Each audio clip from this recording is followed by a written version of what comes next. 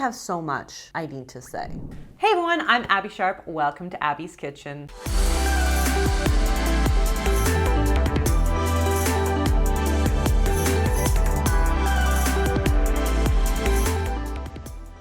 Today's video is sponsored by Built Bar, and we'll be talking about Rebel Wilson's weight loss diet. But first, let me tell you about my sponsor, Built Bar. Friends, if you have not hopped onto this snack train, get on it. These bars are really unlike any other protein bar I've ever tried because they actually taste like a candy bar. So no chalky, powdery, like mealy texture. Nah. Plus, there are so many fun flavors. So today, I always get so pumped. Ooh, the green is catching my eye. Matching? Shall we? We shall. Yeah. Mint brownie. What? Nothing like the smell of chocolate in the morning.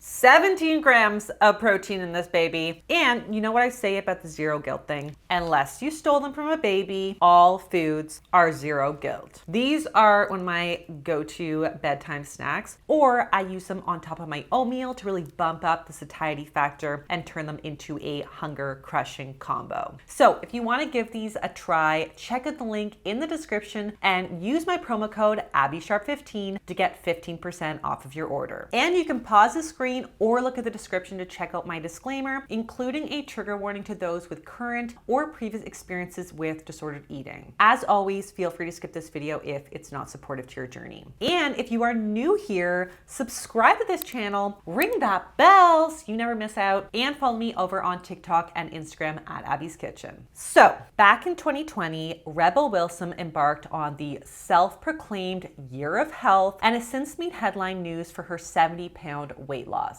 But it wouldn't be a celebrity weight loss story without a celebrity endorsed diet, would it? Is that right? And in Rebel's case, she credits the Mayr Method for helping her achieve her weight loss goals. I just want to pop in here quick to say that I'm aware that Rebel Wilson denied that she did the Mayr Method to lose weight.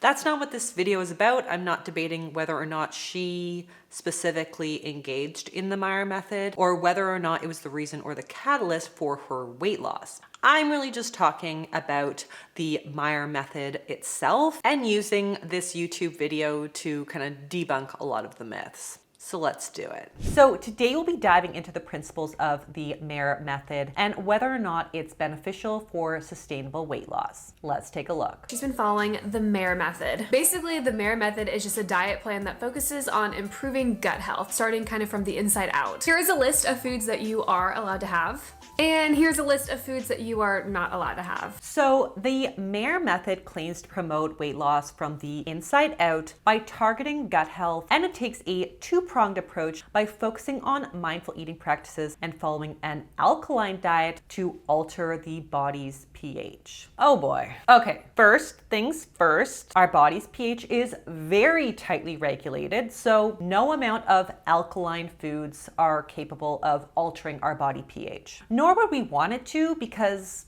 we would die. So despite the alkaline diet being widely debunked, this strange quest for alkalinity prevails in the world of pseudoscience, and from that, the Mayr Method has been born. Show it to the mother. That's weird. But let's dive into the Mayr Method's diet rules. Coffee, give me strength.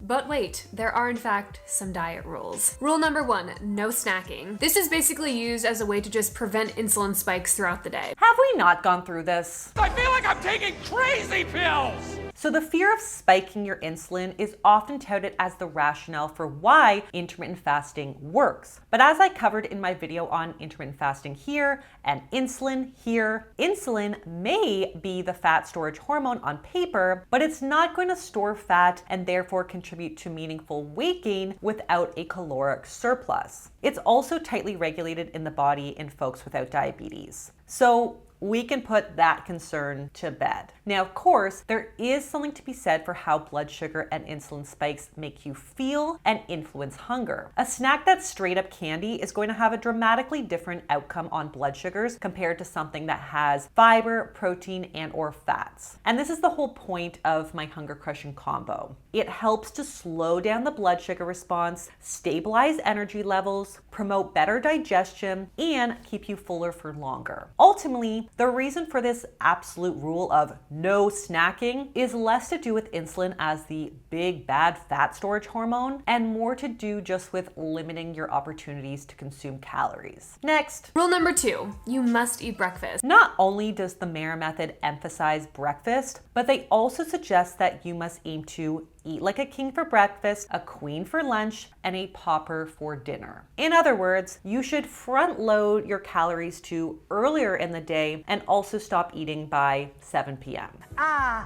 And the law. For starters, we know that eating breakfast can support weight loss and that a high protein breakfast specifically may help to regulate appetite by essentially lowering the hunger hormone ghrelin. We even have some research showing that folks who ate a high protein breakfast ended up eating about 135 fewer calories in the day. I also think that this rule makes much more sense in the context of insulin, since we know that our sensitivity to insulin is at its peak in the morning and gradually declines throughout the day. In other words, if we can align our food intake during daylight hours when our insulin sensitivity is at its peak, it can definitely benefit our metabolism and glucose response. This early time restricted feeding is possibly the only context when the insulin suppressing powers of fasting gives you any kind of significant leg up on weight loss. However, do we need to stop eating at 7 p.m. on the dot? Well, there are a few things going on here. For one, if we follow the logic of early time restricted feeding, we can see that the research has these folks cutting off their meals by like mid-afternoon, literally like 2 p.m. And in combination with a calorie deficit, this will allow the body to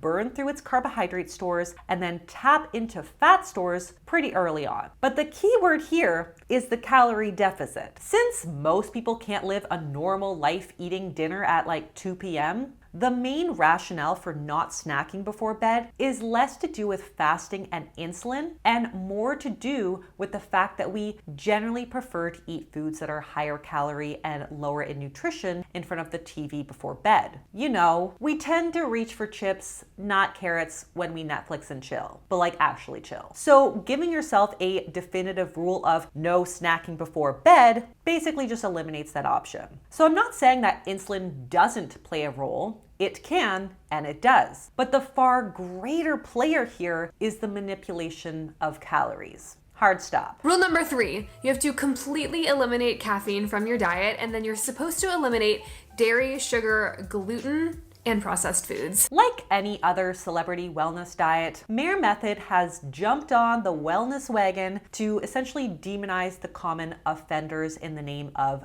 gut health. In this case, we're talking dairy, sugar, gluten, processed foods, and caffeine. But do these foods actually impact gut health in any kind of meaningful, negative way? Well, if you have an intolerance, sensitivity, or allergy to gluten or dairy, then sure, eliminating these foods may make your gut feel a lot better. But otherwise, you're really just narrowing down your food options, which in turn naturally may reduce your calories. Most high-calorie foods fall into these categories, so you can see how these rules would just naturally chip away at your daily intake. The problem with this is twofold. One, cutting out food groups eliminates a lot of foods that can actually provide gut health benefits, like the probiotics in fermented dairy and the fiber in whole grains. Not to mention, these are nutritious additions rich in hunger-crushing compounds that can make weight loss a lot easier for a lot of folks. As for caffeine, while it absolutely can trigger GI symptoms in a lot of folks, as I outlined in my video here, we also know that it might help improve the presence and metabolic activity of beneficial gut bacteria. One study even found that caffeine consumers had higher levels of anti-inflammatory gut bacteria and lower levels of potentially harmful bacteria. So, cheers. I will drink to that. No bull. before my coffee, please. So like most diets these days, this appeal to gut health seems much more like calorie restriction in disguise. As for the sugar and ultra-processed foods, we obviously do know that an excessive amount can negatively impact the gut microbiome, and because they're low in hunger-crushing compounds, can ultimately lead to weight gain over time. But I don't believe we need to completely cut these things out. Doing so often just makes you want them more. It's not sustainable. Are you gonna tell me that you're never gonna eat a slice of birthday cake again? Or that you're gonna swear off normal bread for life when you have no medical problem with gluten? That is a setup for a binge. I would way rather focus on what we can add to support our gut health and to build these foods into hunger-crushing combos that satisfy rather than always focusing on what we need to remove. Rule number 4, absolutely no distractions while you're eating your meals. This means that you can't use your phone, you can't watch TV, you can't read a book. It's also highly encouraged that you don't even talk or socialize while you're eating. We have now arrived at the mindful eating piece of the Mayr Method program. And while I can get on board with the no distractions aspect, the no talking or socializing rule is a bit extreme and also not really conducive to good holistic health. Eating and dining with family and friends is a large part of our social nature. And there's even a large body of evidence that shows that socializing over food has positive benefits for our emotional health. Plus, if you think about applying this strategy to the context of everyday life, what are you expected to do in like work settings, family gatherings, or social outings? Just like refuse to speak or be spoken to if there's a plate of food in front of you? That's up. Now, we actually do have research showing that reducing distractions while eating may help to promote weight loss by helping you tune into your hunger and fullness cues. As for the relationship between mindful eating and better digestion, the mind and gut are so intimately connected. So slowing down and being present with our meal may help to improve our digestion. So in conclusion, mindful eating, yes. Social isolation, I think we've had enough of that in the pandemic. So that is a no, hard no for me. And last but not least, and probably the weirdest rule of them all, is rule number 5. You have to chew every single bite at least 40 to 60 times before you swallow. Oh boy. Trigger warning ahead. Here they come.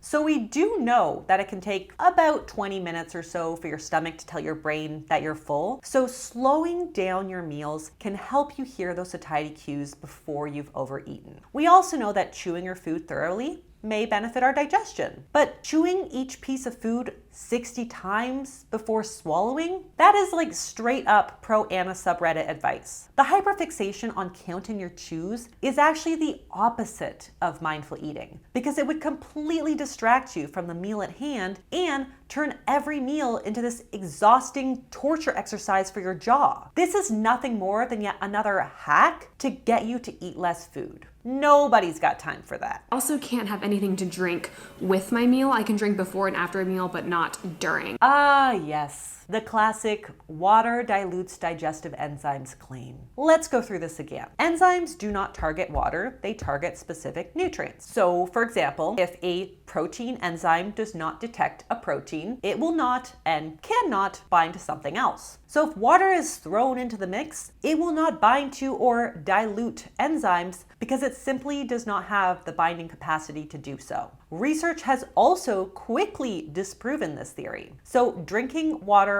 with a meal may actually help to improve digestion as it helps to soften food particles, allowing them to travel more smoothly down the digestive tract, which may help to prevent bloating and constipation. Let's put that one to bed. Oh dear God, not this again.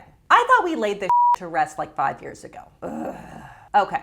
According to the Mayr Method, our digestive system is at its optimal level arbitrarily until 4 p.m., at which point we should give our digestive system a break by eating something cooked, as if our GI tract has like a straight 8-hour shift. So that's BS for one, but the raw food diet is also not ideal, since cooking food any time of day will help to break down and soften the fibers of plant-based foods and increase the bioavailability of antioxidants like beta-carotene, lycopene, and lutein. One study on tomatoes, for example, found that cooking actually increased their antioxidant capacity by over 60%.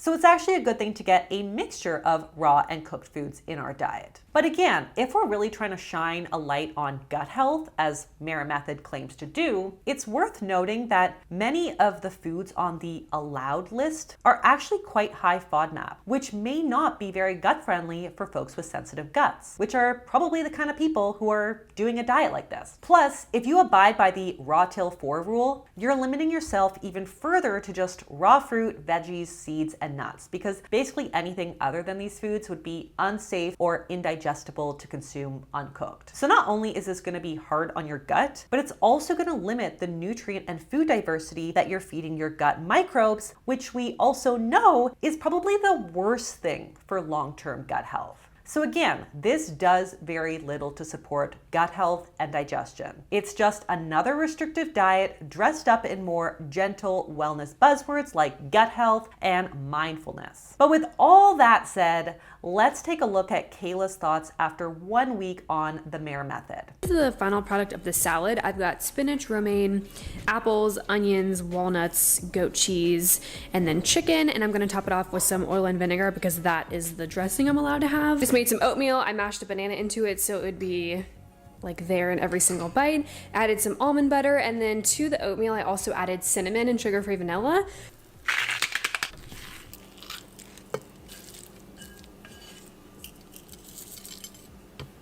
So I appreciate that Kayla just said it to the raw till 4 rule. At least we have like more diversity in the day and more high quality protein options for breakfast, which, as we discussed, is definitely advantageous. I can't believe I'm saying this, but this past week actually went very well. Whatever Rebel Wilson is doing actually seems like a very sustainable and realistic way to diet, or to just kind of eat better and be the healthier version of yourself. It wasn't overly restrictive, which is something that I highly commend Rebel Wilson for. Of course, it does ask you to kind of eliminate your sugar and your gluten and your caffeine intake. So if we're strictly looking at the Mayr Method based on the foods that are on the allowed versus not allowed list, then I guess you could argue that it isn't overly restrictive to do, at least for a very short amount of time. But this is only the what aspect of the diet, as I've just described. It also puts restrictions on when, how much, how it's prepared, and also how many times you have to chew your food. That's where I'm like, no way. So let's summarize, shall we? Does this diet cause weight loss? Probably, because you've taken all the joy out of food in your life and you've got so many rules, you'd probably eat very little just to ease the mental burden of said rules. Does this diet support gut health? Not if you don't have an intolerance to the foods that you're cutting out, and the limited diet variety may actually result in worsening your gut health over time. Does this diet promote mindfulness? Only if your idea of mindfulness is chewing raw food until your jaw seizes and you enjoy eating in complete isolation. Oh gosh. Oh, that's really bad. But that's a real cop-out interpretation of mindful eating. Mindful eating is about engaging the senses. It's about pleasure. It's about observing the world around you and taking it all in. This sounds more like doing everything you can to convince yourself that you just don't like food. I weighed myself on the last day after following Rebel's diet for a full week, and I ended up losing 3 pounds. Nothing crazy, but I did overall feel really good this entire week while following the diet. I also incorporated working out almost every single day, which is something I hadn't been doing, which definitely helped me feel better. This week really opened up my eyes to how important it is to just kind of be present and focused on your meal. I'm sorry, are we shocked? Don't be shocked. You're shocked? You're shocked? While Kayla arguably did a kind of light version of Mayr Method for a week, it makes sense that this would still likely result in some weight loss, considering she's eliminated foods, she's exercising every day, and putting in so much overtime to chew. But I would also bet that a lot of this is water weight, not fat loss from the very low carb intake. So what are my overall thoughts on Rebel Wilson's Mayr Method diet? Well, despite its celebrity endorsement and hiding behind trendy wellness terms like gut health and mindfulness, let's call a spade a spade. The Mayr Method is a restrictive diet that uses every sneaky tool in the pseudoscience toolbox to make you eat less and suck the pleasure out of food. Its laundry list of rules promotes the opposite of what it claims to, and long term may actually be detrimental to our gut. So while there may be some merit to certain elements of the Mayr method, like prioritizing breakfast, limiting distractions at meal times, and being mindful of sugar and ultra-processed foods, it's never going to support a full, well-nourished life. So on that note, that's all that I have for you guys today. Thank you again to Built Bar for sponsoring. If you like this video, be sure to give it the thumbs up. Leave me a comment below on who or what you'd like to see me review next. Subscribe to the channel, and I'll see you next time on Abby's Kitchen. Bye!